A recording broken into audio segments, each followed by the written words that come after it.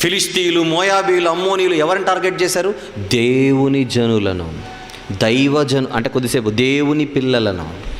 దేవుని పిల్లలను ఎవరైనా టార్గెట్ చేస్తే దేవుడు అస్సలు వారిని వదలడు. నేను ఒక మాట చెప్తాను. ఆ దేవుని నమ్ముకున్న క్రైస్తవులు ఈరోజు ప్రపంచంలో ఉన్నారు. ఉన్నారా లేదా?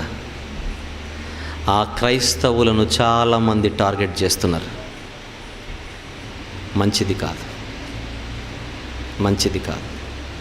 రెండో మాట, క్రైస్తవులలో అందరూ నిజమైన క్రైస్తవులు కాకపోవచ్చు.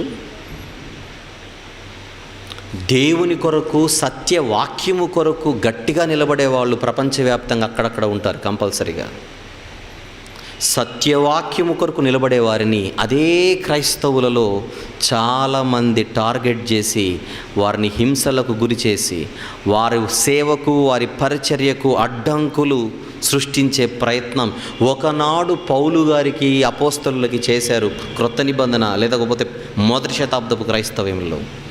బహుశా ఈరోజు కూడా సత్యవాక్యాన్ని బోధించే వారికి, దేవుని వాక్యం కొరకు గట్టిగా నిలబడే వారికి అడ్డంకులు సృష్టించడానికి ఎవరైనా నిలబడితే దేవుడు వారిని వదలడు. ఎందుకంటే ఏమన్నాడు పౌలు గారు గలతీ పత్రికలో? వారు కలవరపెట్టువారు ఉన్నారు, అలాంటి వారిని వారు ఛేదించుకొనుట మేలు అన్న మాట అన్నాడు గలతీ పత్రికలో. ఏం చేస్తే మేలట?